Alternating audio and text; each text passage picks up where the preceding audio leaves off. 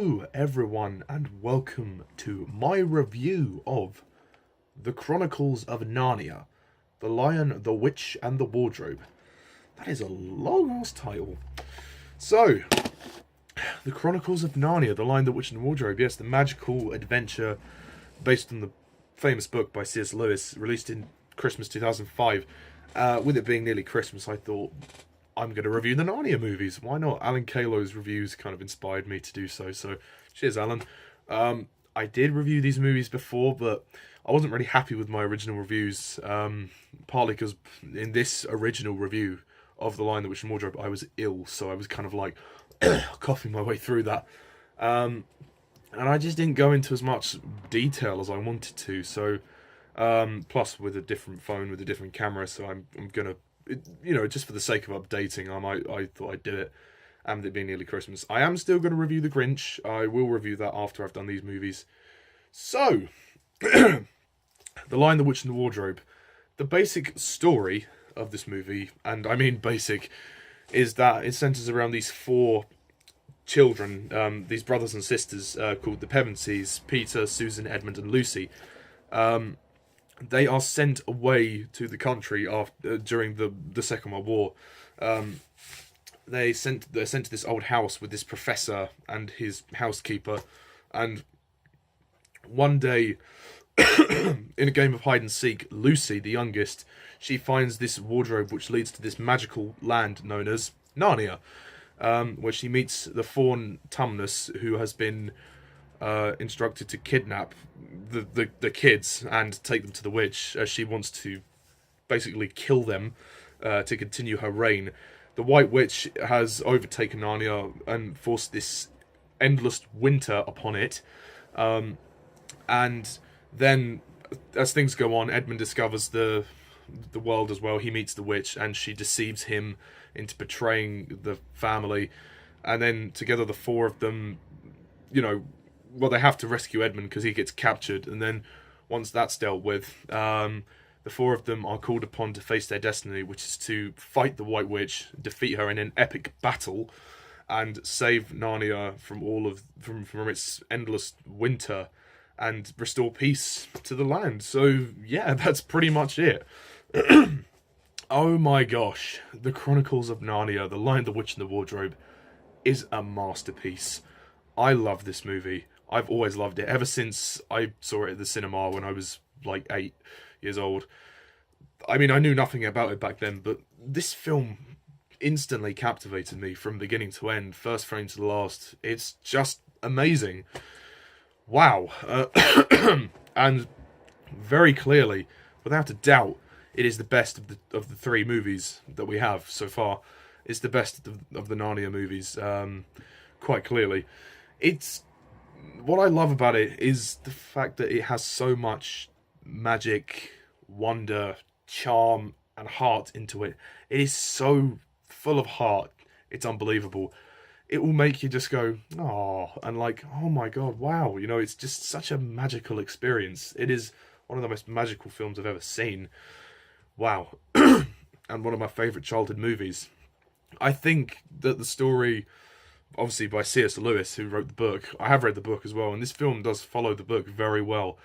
It's a very faithful adaptation, I must say. As fantasy adaptations go, underneath Lord of the Rings, this is probably the next faithful adaptation to its book.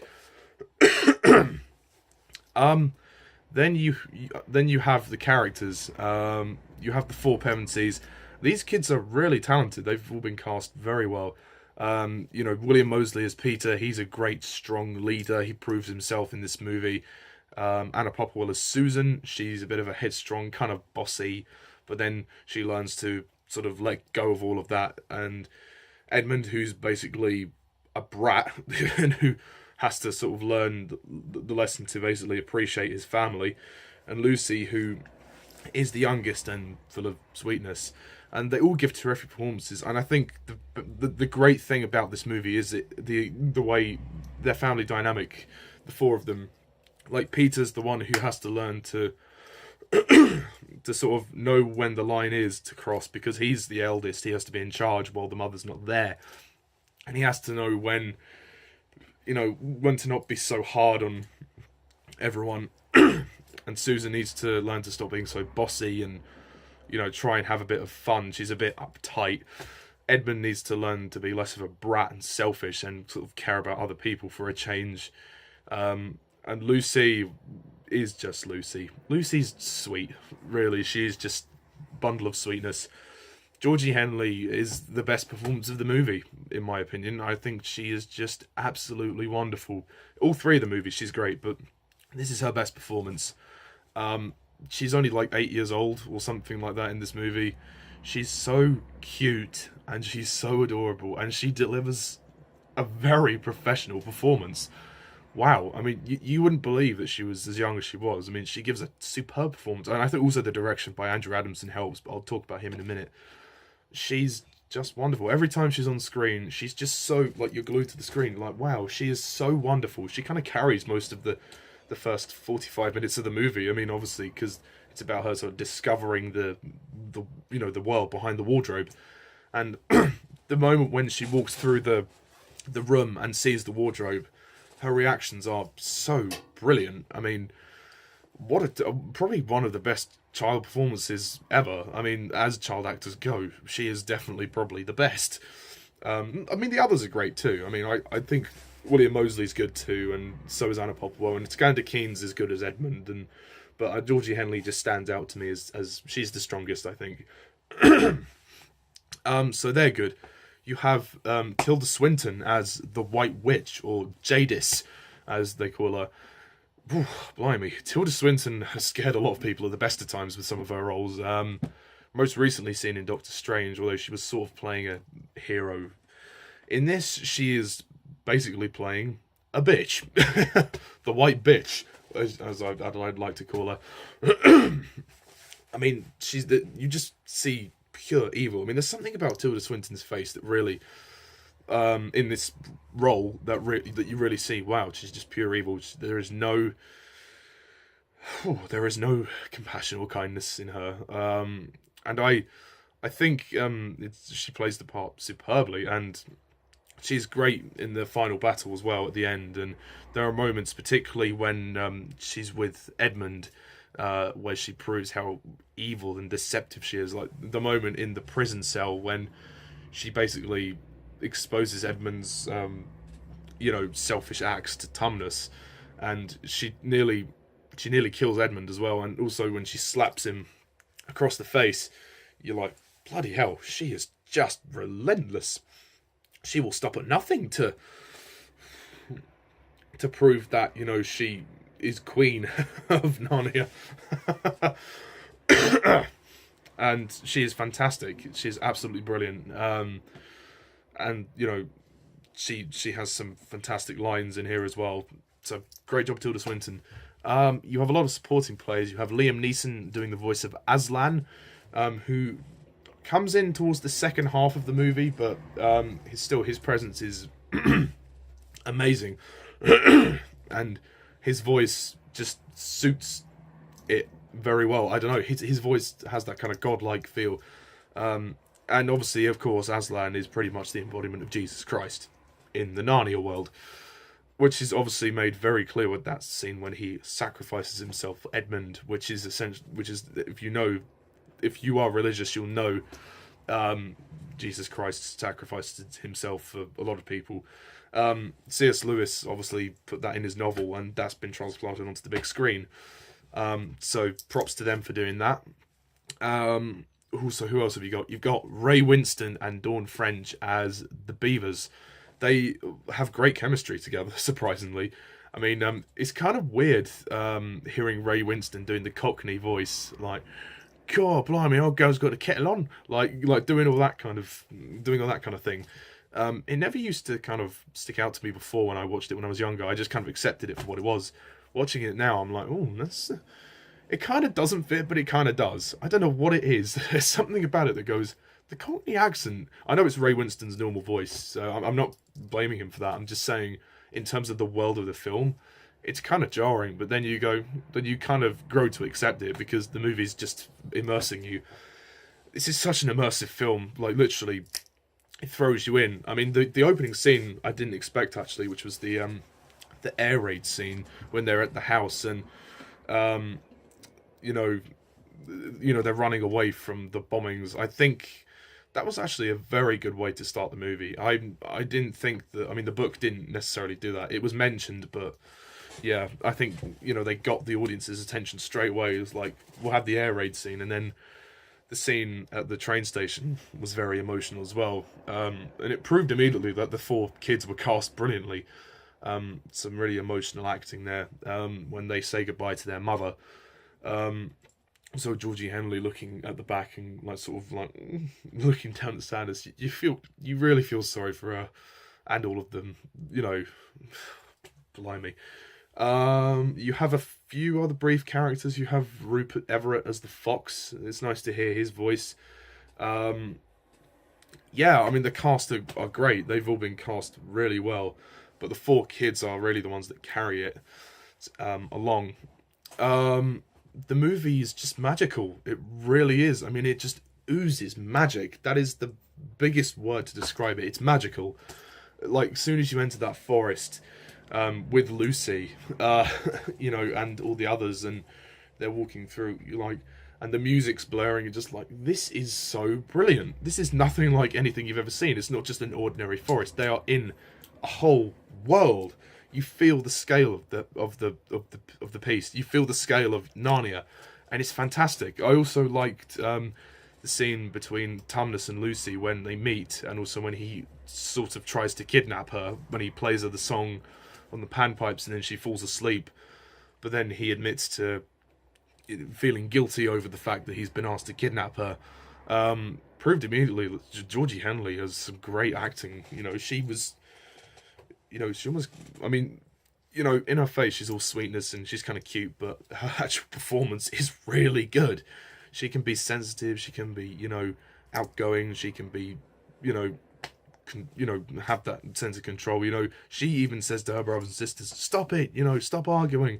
She can hold her own, and that's really impressive for somebody that age. I mean, obviously, she will grow up in the next two movies, but this is a strong performance.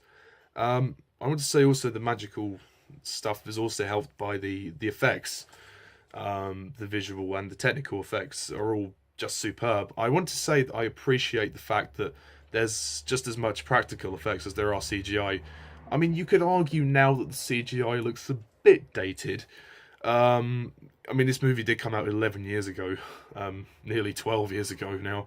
But still, I think for the most part it holds up fine, but there's just some odd moments where you go, that's a bit dated. But for the time, it was good. It was good. I mean, it's not the best CGI ever, but it works. It fits. And the sequels followed a similar kind of pattern in terms of the effects. Yeah. Also, the movie is just a great thrill ride from beginning to end. I mean, like the scene on the frozen lake is very, very good. When Peter has the sword and he sticks it in the ground, and they all go floating off, and after the massive wave, and it's some great thrills there. I also think that the music score is absolutely brilliant. Harry Gregson Williams created some marvelous themes. Like, the music helped me so much to get immersed into Narnia, and I've always loved the music score. It's so good. It's so good. The best score of the three. The other two do have good scores, and I'll mention those in the reviews. But yeah, I also want to mention the big battle at the end, the climax of this movie, which is of course the big battle. I think it's absolutely brilliant. It's a great sequence. It's fantastically directed by Andrew Adamson, and I want to say that I think the music for that scene works so well. The way that it builds up, and when they charge, and then there's that moment of, I mean, the music rises and everything, and the witch's line is brilliant. When she says, "Oh, I have no interest in prisoners, kill them all," and then like the music just keeps building and building, and then when Peter says his line, "For Narnia and for Aslan," and then they just charge at each other. It is brilliant, just amazing. And then they get about halfway or so, and then Peter pulls his helmet down, everything stops, like Aureus pulls his swords out, and then there's just this silence. It's really effective for some reason. I've always loved that bit in a battle scene. That's not very common, but it really works. They just sort of go at each other, they charge. Whereas like battles in like Lord of the Rings were all very like big and rah for Frodo. Like, whereas this, silence. And then it just like, and then the sound picks up when the jaguars get each other, when the animals get each other. And, it's a big fight. You really believe it's a big fight. And I don't show too much of it either. It doesn't get too tiring as well. And it gets particularly interesting as well when Edmund and Peter try to fight the witch. When Edmund gets stabbed, that's a fantastic moment. It's a real moment of tension. And then you just see Peter completely get angry. And he's like, ugh! And he just charges for the witch. The music builds and builds. And then Peter and the witches fight. Oh, I love that. It's so much better than the fight scenes in Prince Caspian. Really better than those. I'll talk more about them later on. It's an epic climax. And obviously the witch's death scene is very, very good as well. When Aslan leaps on her and eats her. Also, another scene which proved the film had complete amount of heart also was when Aslan died. Well, sort of died. As we all know, the religious undertones state very much that Aslan is like Jesus Christ, and he will be resurrected. Although he just kind of appears, like we don't really know how he gets resurrected. He just kind of appears from behind the stone table.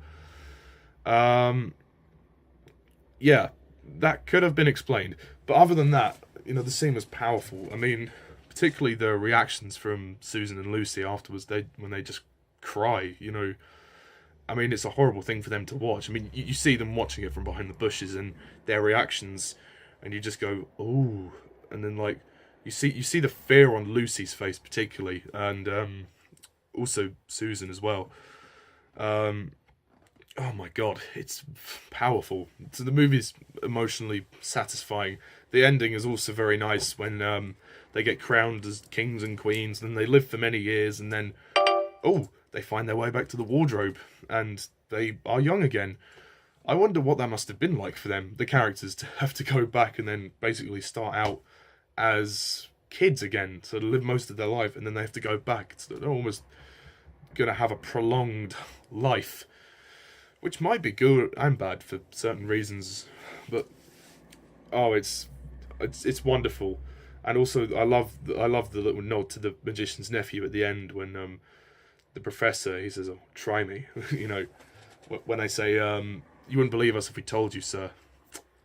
Try me." I love that. Fantastic. The movie's very long as well. It's quite longer than I remember it to be. Actually, it's 2 hours 20 minutes. But it never feels too long. It's long enough. I mean, if it was any longer, then it would be really stretching it. But I think it's long enough. And I just think from a production design standpoint, I love it. I love the design of this world, this Narnian world, and it's very child friendly. I think it's got a nice childlikeness about it. There's a magical, whimsical feel about it. Whereas Lord of the Rings kind of has like a darker feel to it, which of course the next movie will sort of try and homage, but we'll talk about that later. I mean, it's worthy to note that C.S. Lewis and J.R. Tolkien were the best of friends, or very good friends anyway, so there are going to be some similarities.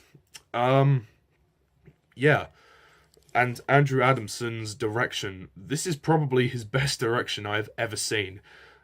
He's directed quite a few other family films. He directed Prince Caspian as well. He also directed the first two Shrek movies. So he's proven himself to be a great family film director. But this is astonishing how he pieced this all together. Tonally, he got it completely right. Like, it's very fun, charming, light. It has its moments of dark. Not really, but It has its moments of like when it might scare you, like with the witch and stuff, but he plays it light, and that is brilliant. And I mean, and he doesn't overdo the battle. The battle is, it's there, it's big, but it's not so big that it feels like it doesn't fit. It does fit. It's like, it's big enough, but it's not like Lord of the Rings scale, although the sequel kind of does that. But the magic is wonderful, and you could lose yourself in it easily. I just think it's a marvelous movie. Like, there's so much to love. All of the creatures and everything, you know, the kids, the story, the everything. I don't really know what else I can say about it.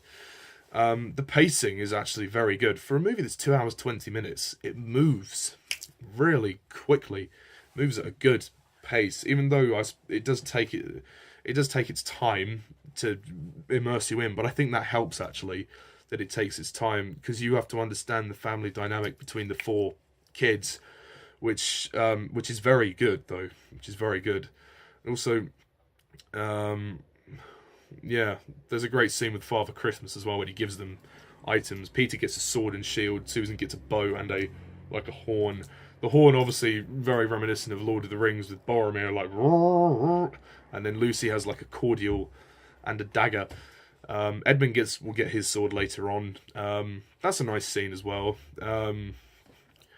Yeah, so the movie's exciting, it's intense, it's a lot of fun, it's epic with the battle, it's very charming and sweet. It's a lovely film. It's a lovely film. And I can't really find any flaws with it. I don't have a single flaw with this movie. So I'm going to say that this movie is a definite 10 out of 10. Can't close my eyes, they're wide awake.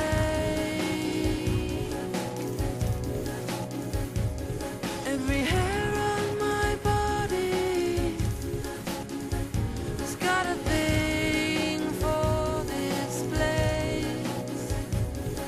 Oh, empty in my heart, I've got to. What a marvellous movie. And if you haven't seen it, well, you should see it. It's very good. With any luck, it might be on TV at Christmas, so give it a watch. It's amazing. I can't believe it's 11 years old now. I saw this when I was really young, and I've loved it ever since. I've actually got the video game for this. The video game is actually really good. I might review that at some point if I get a chance. But that's my thoughts on The Lion, the Witch, and the Wardrobe. What did you think of it, guys? Put your comments down below. Do you agree? Do you disagree? Tune in next time when I review The Chronicles of Narnia, Prince Caspian. Until then, folks, thank you all for watching. And as always, I'm Mr. TARDIS11.